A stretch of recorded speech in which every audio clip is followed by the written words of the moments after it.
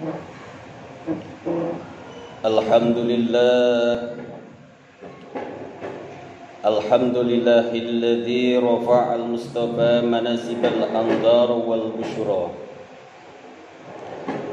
wa anzala 'alaihi al-kitabal mustabina huda liulil albabi waz zikra wa ja'ala asrahu mimma kata ilal baitil muqaddasi fi lailati wahidah ayatan kubra. Asyhadu an la ilaha illallah wahdahu la syarika lah syahadatan nu'iduha li liqa'ihi zuhra wa asyhadu anna muhammadan abduhu wa rasuluhu arfa'al bariyati qadra sallallahu ala sayyidina muhammadin wa ala alihi wa ashabihi wa sallama tasliman katsira amma ba'd. Faqad qala Allah ta'ala fi kitabihil karim wa huwa asdaqul qailin a'udzu billahi minasy syaithanir rajim. Bismillahirrahmanirrahim. Inna iddatash syuhuri indallahi 12 syahrun fi kitabillah yawma khalaqas samawati wal arda minha arba'atu hurum dzalika dinul qayyim fala tadlimu fihinna anfusakum wa qatilul musyrikina kafatan kama yuqatilunakum kafah wa'lamu annallaha ma'al muttaqin. Wa qala an-nabi sallallahu alaihi wa alihi wasallam buniyal islamu ala khamsin syahadati an la ilaha illallah wa anna muhammadar rasulullah wa iqamis shalah wa ita'iz zakah wa hajjal baiti wa shaumi ramadan. Ayuhal hadirin ma'asyiral muslimin, jamaah sidang Jumat yang dimuliakan Allah Subhanahu wa taala. Alhamdulillah puji syukur kehadirat Allah Subhanahu wa taala yang mana Allah masih memberikan kepada kita bermacam-macam nikmat, terutama nikmat iman, nikmat Islam, nikmat sehat badan dan juga nikmat umur panjang. Yang sehingga dengan nikmat-nikmat tersebutlah kita masih mampu melaksanakan perintah-perintah Allah Subhanahu wa taala, dan dengan nikmat-nikmat tersebutlah kita masih diberikan kemampuan untuk memenuhi panggilan Allah Subhanahu wa taala. Karena kalau tanpa nikmat iman, nikmat Islam, nikmat sehat badan dan juga nikmat umur panjang, niscaya kita akan susah dan sulit dan juga berat untuk melangkahkan kaki menuju panggilan Allah Subhanahu wa taala. Oleh karena itu, tak henti-hentinya kita panjatkan syukur kehadirat Allah atas nikmat-nikmat tersebut. Yang mudah-mudahan kita semua diakui oleh Allah sebagai hamba yang pandai bersyukur. Yang sehingga dengan bersyukur itulah negeri ini dan juga tempat tinggal kita, lingkungan kita dijauhkan dari berbagai macam musibah dan bencana. Karena hanya dengan syukurlah menjadikan benteng untuk turunnya musibah dari Allah Subhanahu wa taala. Sebagaimana firman Allah Subhanahu wa taala, "Ma yaqallahu bi'adabikum in amantum wa sakartum." Tidaklah Allah akan menyiksa kalian, akan mengazab kalian apabila kalian beriman dan bersyukur kepada kata Allah Subhanahu wa taala. Dan juga sudah jelas janji kepada orang-orang yang bersyukur, Allah akan tambah nikmatnya. La in sakartum la azidanakum wa la in kafartum inna azabi lasadid. Mudah-mudahan dengan bersyukur kita atas nikmat iman Islam, sehat badan dan juga umur panjang, nikmat-nikmat tersebut akan ditambah oleh Allah Subhanahu wa taala. Salawat dan salam tak lupa kita haturkan kepada junjunan alam, suri tauladan kita baginda Nabi besar Muhammad sallallahu alaihi wasallam, yang mana Rasulullah adalah nabi yang terakhir diutus oleh Allah Subhanahu wa taala, yang menyempurnakan akhlak manusia, yang merevolusi akhlak manusia sehingga menjadi akhlak yang mulia yang dikatakan oleh Allah sebagaimana firman Allah Subhanahu wa taala.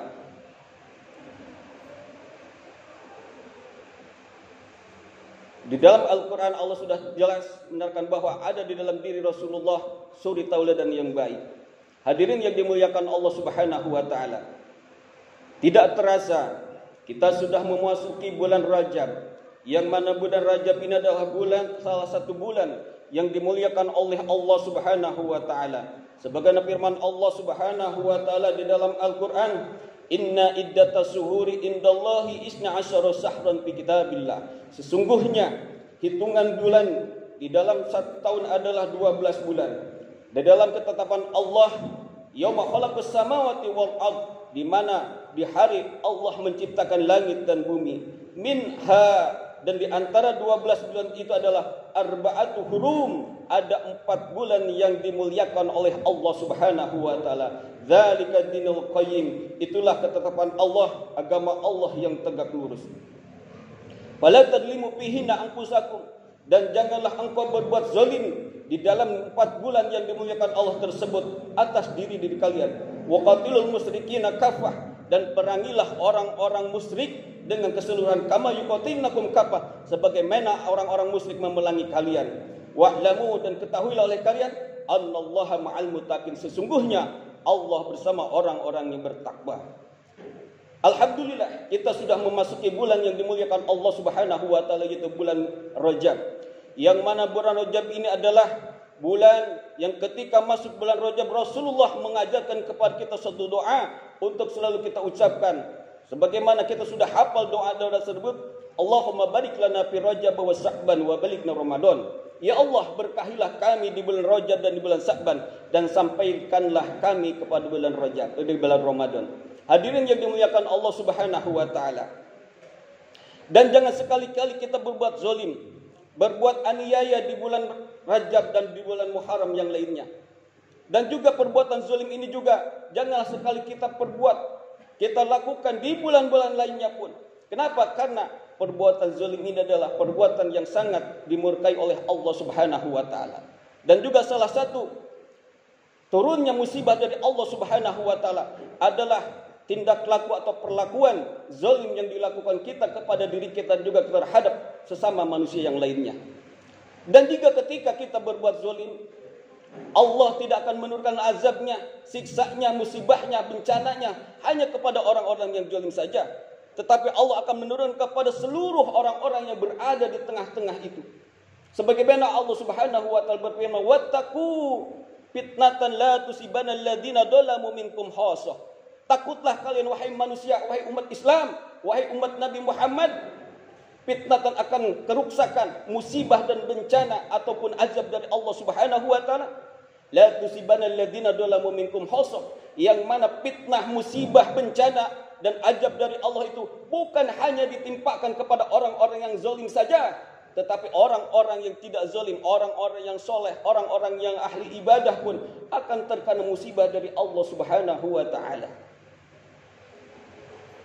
Apalagi kalau kezaliman-kezaliman ini dilakukan oleh orang-orang yang punya kekuasaan, sehingga Allah Subhanahu wa taala, sehingga Rasulullah sallallahu alaihi wasallam pun tidak mengakui orang-orang atau penguasa-penguasa atau pemimpin-pemimpin penguasa yang berbuat zalim.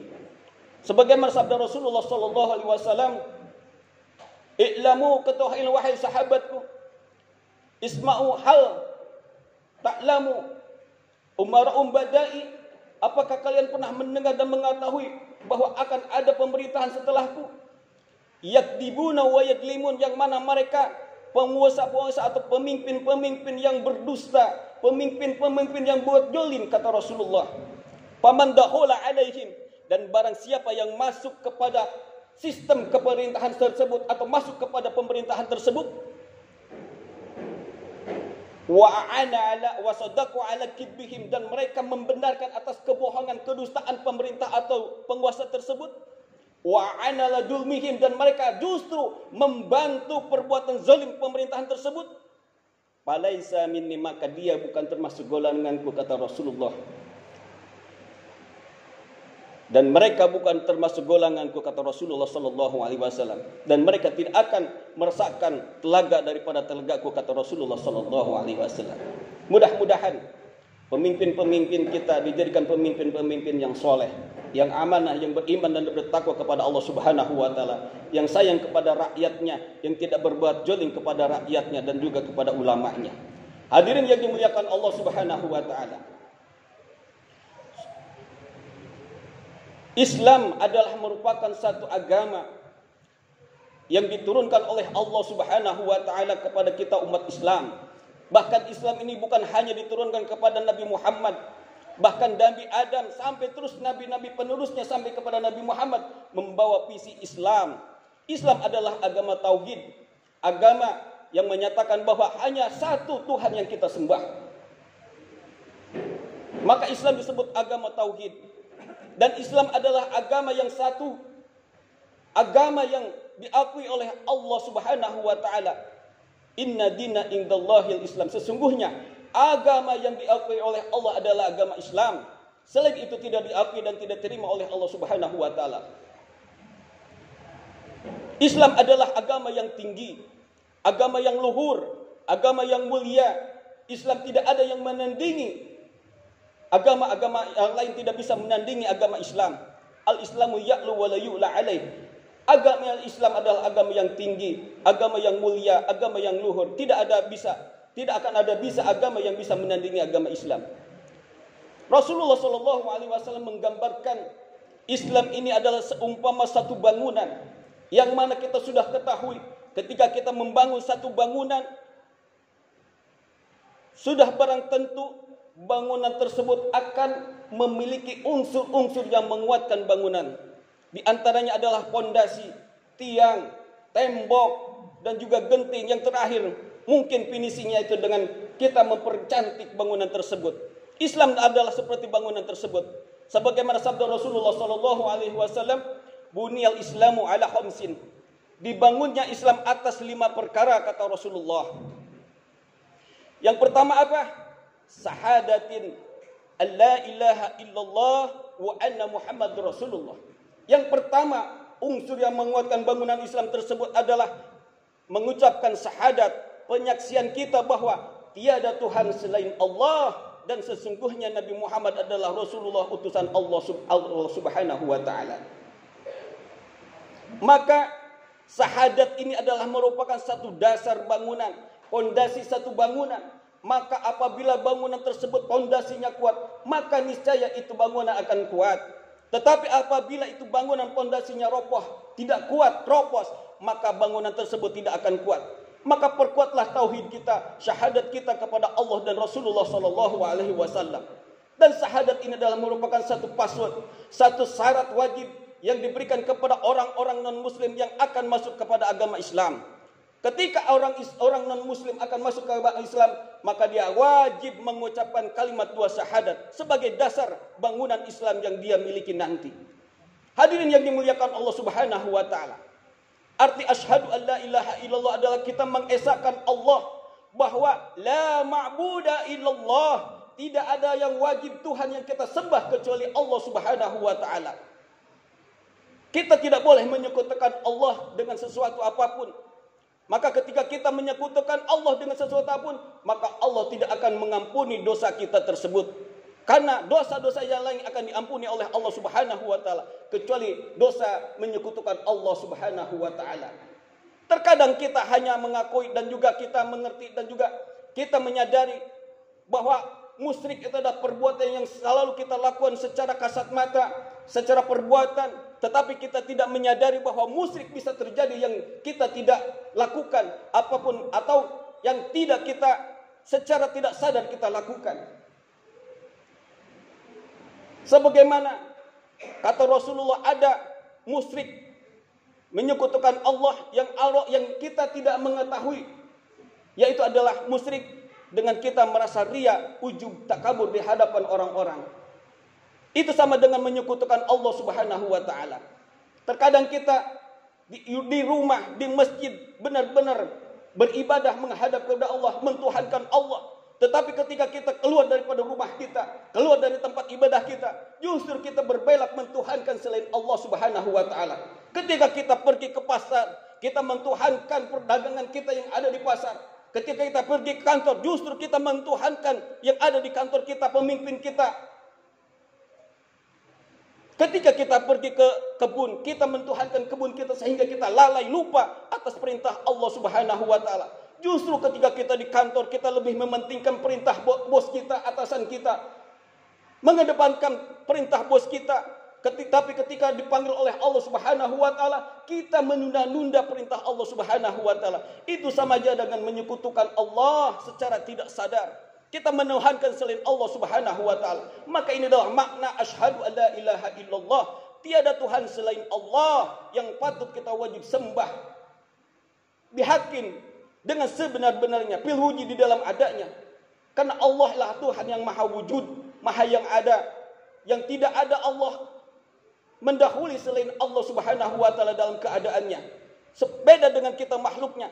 Kita adanya didahului dengan ketidakadaan kita. Tetapi Allah Subhanahu wa taala, adanya Allah tidak didahului dengan ketidakadaannya Allah. Allah ada karena Allah mempunyai sifat qidam atau qadim, terdahulu. Hadirin yang dimuliakan Allah Subhanahu wa taala. Yang kedua, syahadat itu adalah anna Muhammadur Rasulullah sallallahu alaihi wasallam. Sesungguhnya Nabi Muhammad adalah utusan Allah. Kita yakin, kita percaya dan juga wajib kita meyakini bahwa Rasulullah adalah Nabi Muhammad, utusan Allah yang terakhir, menjadi penutup seluruh nabi dan rasul. Jangan sampai di dalam hati kita ada mengakui meyakini bahwa ada nabi setelah Nabi Muhammad sallallahu alaihi wasallam. Kenapa? Apabila kita meyakini ada nabi setelah Nabi Muhammad sallallahu alaihi wasallam, niscaya keimanan kita akan gugur. Kita akan murtad, keluar daripada agama Islam. Sebagaimana kita mengetahui ada satu aliran di negara kita yang dilindungi oleh pemerintah. Semakin dia semena-mena, semakin dia bebas. Aliran ini mengakui bahwa ada nabi yang bernama Mirza Ghulam Ahmad, yang sering kita sebut ini adalah aliran Ahmadiyah. Yang kita umat Islam terus-menerus mendorong kepada pemerintah untuk membubarkan ini organisasi. Ini bukan agama Islam. Kenapa? Karena mereka mengakui adanya nabi setelah Nabi Muhammad sallallahu alaihi wasallam. Bahkan markas terbesarnya ada di tempat yang dekat dengan lingkungan kita ini. Kita umat Islam harus bersatu untuk apa? Menyegah kemungkaran ini. Kenapa? Salah satu perintah kepada umat Nabi Muhammad yang menjadikan umat Nabi Muhammad umat yang termulia, umat yang teristimewa di hadapan Allah Subhanahu wa taala, ketika kita bisa mencegah kemungkaran. Kuntum khaira ummah, kata Allah. Firman Allah Subhanahu wa taala, kalian wahai umat Muhammad sebagai umat yang terbaik. Ketika apa? Uhrijat linnas, yang diturunkan kepada manusia, ta'muruna bil ma'ruf wa tanhauna 'anil munkar. Ketika kita mampu amar ma'ruf nahi munkar, maka ketika kita mampu amar ma'ruf nahi munkar, kita akan diberikan titel sebagai khairu ummah oleh Allah Subhanahu wa taala. Tetapi kalau kita tidak bisa mampu melakukan amar ma'ruf nahi munkar, niscaya kita akan dicabut kemuliaan agama Islam ini oleh Allah Subhanahu wa taala. Terus kita sadari akhir-akhir ini umat Islam dipecah belah ketika ada organisasi yang getol dan istiqomah amar ma'ruf nahi munkar dimusuhi, bahkan dilabeli sebagai organisasi yang terlarang di negara ini. Padahal mereka hanya mencari ridho Allah dengan amar ma'ruf nahi munkar. Kita sebagai umat Islam, apakah mau berdiam diri? Kita semampu kita untuk amar ma'ruf nahi munkar. Terutama ada kemungkaran di lingkungan kita, kita cegah dulu kemungkaran yang ada di lingkungan kita. Semampu kita, terlebih-lebih kemungkaran yang ada di dalam keluarga kita. Ketika kita melihat ada keluarga kita tidak sholat, maka sewajibnya kita sebagai orang tua, sebagai kepala keluarga, untuk merubah kemungkaran yang ada di dalam keluarga kita tersebut. Jangan sampai keluarga kita ada masih salah satu kelompok atau anggota keluarga kita yang tidak mengerjakan perintah Allah Subhanahu wa taala. Sudah barang tentu itu akan menimbulkan azab dan juga siksaan dari Allah Subhanahu wa taala kepada kita. Hadirin yang dimuliakan Allah Subhanahu wa taala, Nabi Muhammad adalah nabi yang terakhir. yang diutus oleh Allah Subhanahu wa taala. La nabiyya ba'dah, tidak ada nabi setelah Nabi Muhammad sallallahu alaihi wasallam. Sebagaimana firman Allah Subhanahu wa taala, "Wa ma kana Muhammadun aba ahadin min rijalikum, walakin Rasulullah wa khataman nabiyyin." Nabi Muhammad adalah bukan bapak dari salah satu di antara kalian, tetapi adalah Rasul utusan Allah Subhanahu wa taala dan juga penutup dari seluruh nabi. Maka kita berkeyakinan bahwa Nabi Muhammad adalah nabi penyempurna. Risalah yang dibawa oleh Nabi Muhammad adalah risalah penyempurna, risalah nabi yang terdahulu. Sebagaimana dikatakan,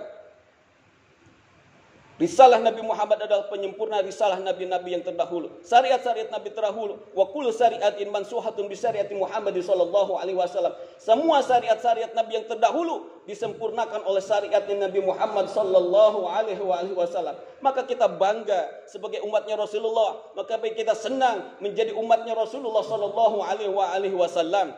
Tetapi kebanggaan kita ini, kesenangan kita ini jangan sampai hanya diucapkan di mulut saja, tidak kita realisasikan, kita tidak buktikan dalam kehidupan kita sehari-hari.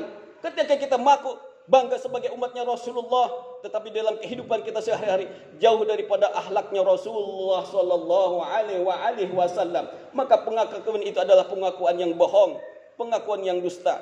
Kenapa? Karena kebahagiaan yang hakiki nanti di yaumil qiyamah adalah ketika kita diakui sebagai umatnya Rasulullah sallallahu alaihi wasallam.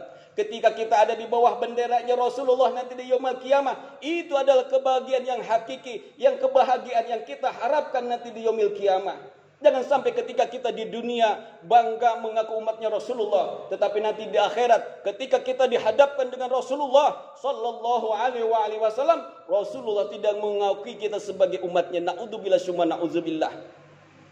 Boleh kita mengaku sebagai umatnya Rasulullah ketika di dunia, tapi ketika nanti di akhirat belum tentu kita diakui sebagai umatnya oleh Rasulullah sallallahu alaihi wasallam. Bagaimana caranya supaya kita diakui sebagai umatnya Rasulullah sallallahu alaihi wasallam? Yang pertama, banyaklah bersolawat kepada Rasulullah sallallahu alaihi wasallam. Kenapa? Dengan bersolawat ini adalah akan mendekatkan kita dan dengan Rasulullah sallallahu alaihi wasallam. Sebagaimana Rasulullah sallallahu alaihi wasallam bersabda, "Inna awalan nasi bi yaumal qiyamati aksaruhum alayya salatan." Sesungguhnya orang yang paling utama, orang yang paling istimewa, orang yang paling dekat denganku nanti di yaumil qiyamah, kata Rasulullah, aksaruhum alayya salat, adalah orang yang paling banyak bersalawat kepadaku, kata Rasulullah sallallahu alaihi wasallam.